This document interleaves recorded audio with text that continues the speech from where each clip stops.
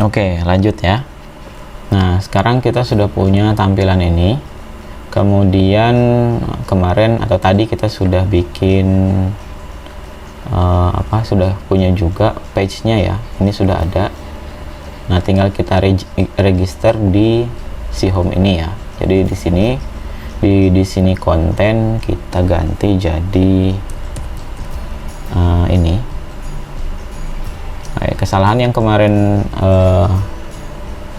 kita pakai pemanggilan ini menggunakan echo ya. Coba kita cek di sini. Nah, ini pakai echo nih. Harusnya nggak seperti ini ya. Kalau echo nanti di situ ada muncul angka satunya gitu. Harusnya seperti ini aja. Langsung include.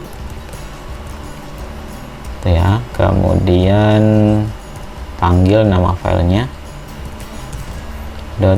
.php. Sudah seperti ini aja. Ini saya pisahkan biar gampang dilihat. Kemudian kita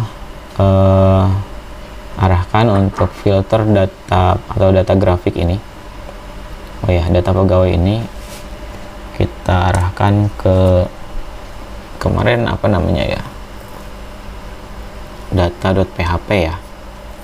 Kita bikin nama baru namanya pegawai, tapi pakai sini halaman sama dengan pegawai. Kemudian kita register di sini.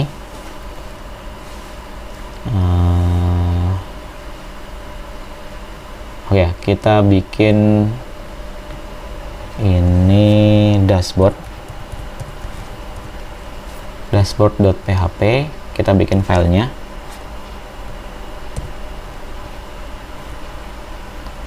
Kemudian kita simpan. Ini kita bikin ini dulu aja deh. Ini halaman dashboard. Seperti itu, kita simpan. Namanya dashboard.php. Kita belum akan bikin dashboardnya dulu ya. Jadi ini untuk pemanggilan atau memanggil halaman awal di web atau di halaman home. Jadi ketika halaman home pertama kali dibuka, dia akan memanggil dashboard. Nah, sedangkan isinya belum kita setting. Kemudian kita bikin satu lagi.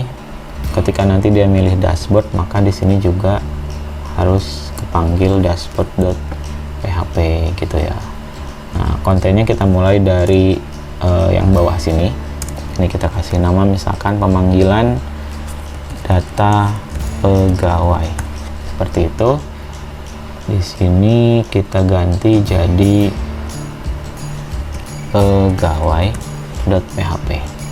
Sip. Kemudian kita ambil datanya dari sini, dari yang sudah kita buat kemarin. Oh ya, kita juga butuh koneksi ya. Kita ambil juga dari sini koneksinya. Save as. Simpan ke web dasar ini. Koneksi. Sip. Sudah, kita close. Berikutnya data ini. Nah, karena tadi kita sudah bikin di sini mulainya dari row class, berarti si data ini kita save as dulu. Kemudian kita simpan di folder baru ya, di project yang baru. Ini namanya pegawai.php. Seperti itu. Kemudian kita hilangkan container fluidnya karena kita sudah ada di sini container fluidnya ya. Tinggal selanjutnya bikin class row. Oke, seperti itu. Ini kita buang. Untuk card footer ini kita nggak butuh, kita buang saja card footer. Oke, sudah. Ini hilangkan juga. Nanti kita sesuaikan lagi deh apakah benar-benar kepake atau enggak. Ini footer yang di table juga nggak saya pakai.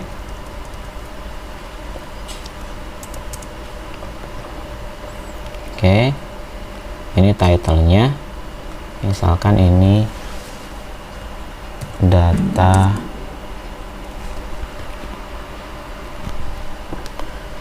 Misalkan ini kita ganti menjadi data pegawai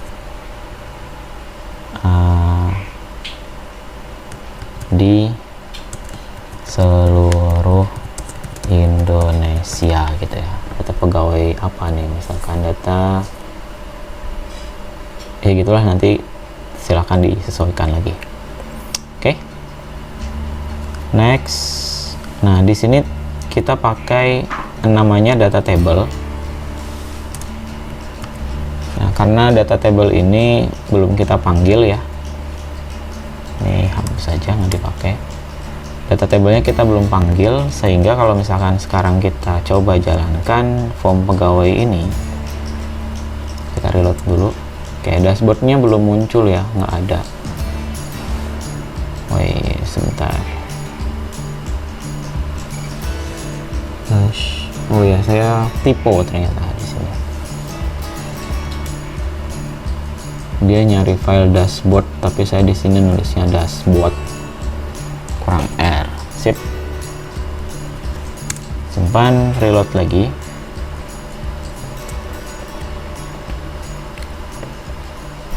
Baik, sudah muncul di sini. Ini halaman dashboard. Nah, sekarang kita klik data pegawai ini.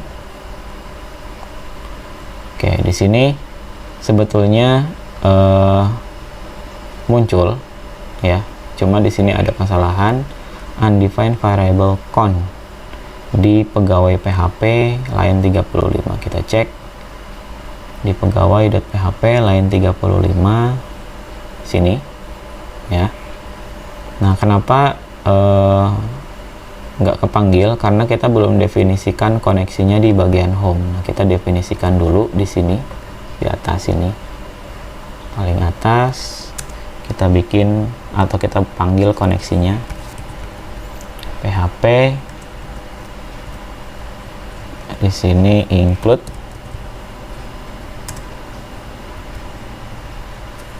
koneksi.php seperti itu. Oke, kita reload lagi di bagian sini. Baik, MySQL Connect unknown database admin 2. Nah, di sini saya buatnya database-nya yang namanya sorting. Ini ya. Jadi di koneksinya saya ganti menjadi sorting. Kita buka koneksi di folder baru. Di sini namanya jadi sorting. Reload lagi.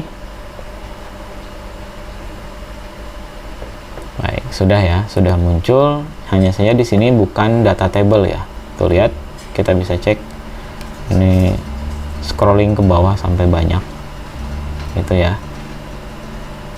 Jadi kita balikin lagi.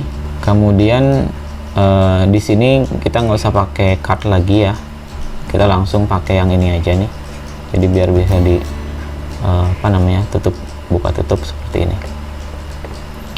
Baik, kita buang. Sekarang kita customize lagi di pegawai card body. Kita nggak usah pakai card body ya. Kita nggak usah pakai card body karena di atas sudah pakai card body ini. Jadi kita hapus yang ini dan div setelah table yang ini satu. Oke, kita reload, save dulu, kemudian kita reload. Apakah sudah berubah? Nah, cukup seperti ini aja ya. Jadi nggak terlalu numpuk, nggak terlalu banyak. Sudah. Kemudian kita panggil fungsi data table-nya di sini. Jadi kita harus nyari dulu ke temp, kemudian cari page, kita cari table, mana tables. Nah, ini kita panggil data ini, kemudian kita kopikan yang ini, data tables ini, kita paste ke bagian home di sini ya. Oke, kita buat di bawahnya, kemudian kita sesuaikan lagi seperti ini.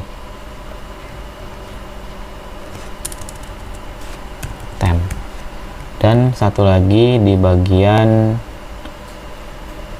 bawah yang ini ya, kita panggil yang jQuery data tables-nya yang ini segini, copy, kemudian paste juga di bawahnya yang home, di bawah sini. Kita cek dulu apakah sudah ada data table. Ternyata belum ya, berarti kita paste di bawahnya. Oke, ini disesuaikan lagi seperti yang atas.